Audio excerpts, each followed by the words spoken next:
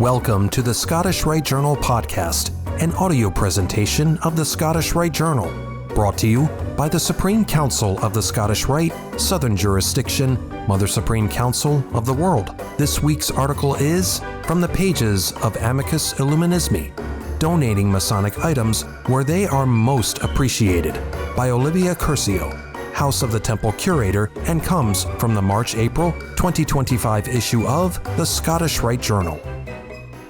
With more than 7,000 items in the collection at the House of the Temple, you might think that we have everything. While this is definitely not the case, there are many things that we have duplicates of because they are so commonly owned by Masons, including Standard Lodge aprons and Mackey's Masonic Encyclopedia, because we want these items to be appreciated to their fullest potential. Below are a few places you can turn to when finding these objects a new home. Grand Lodge. The best place to start may be the Grand Lodge of the membership state. If you have any questions about the item or want to know more about a relative who may have been a Mason, this is where you would find information about their Masonic journey. As opposed to appendant bodies, anyone who is or was a Mason will have a record at a Grand Lodge.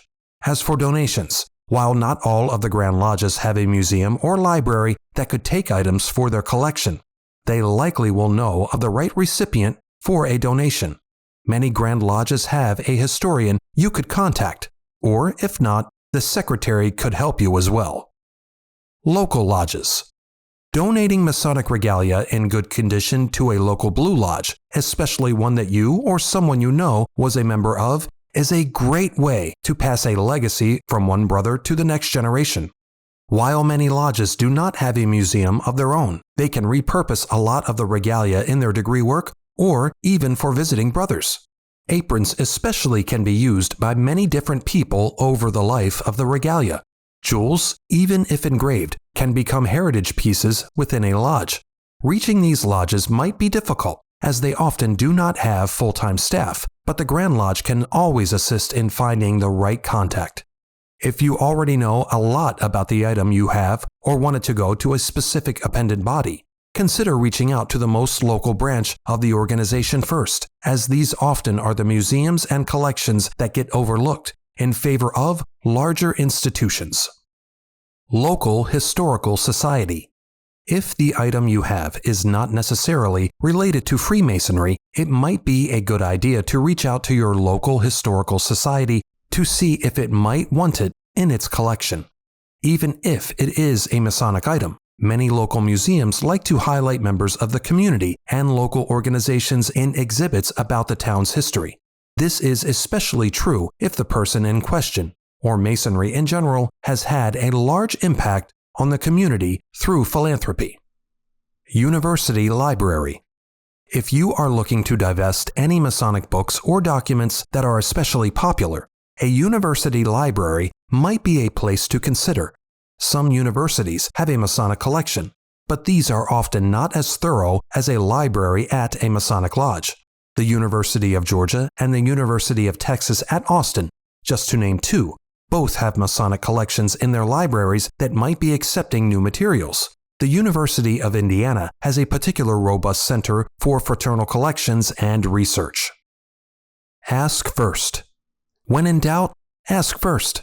Some organizations either lack the resources to add to their collections or already have many duplicate items, but many do not and are in need of more.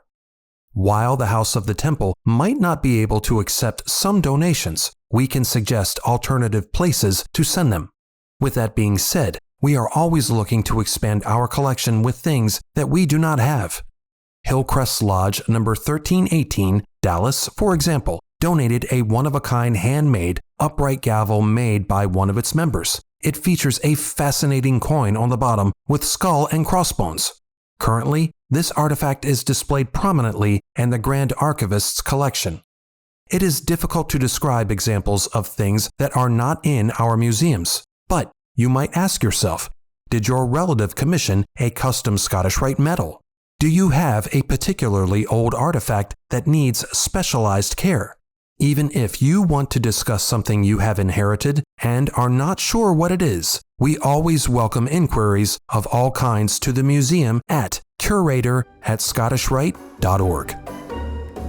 Like and share this article, and don't forget to subscribe to the channel.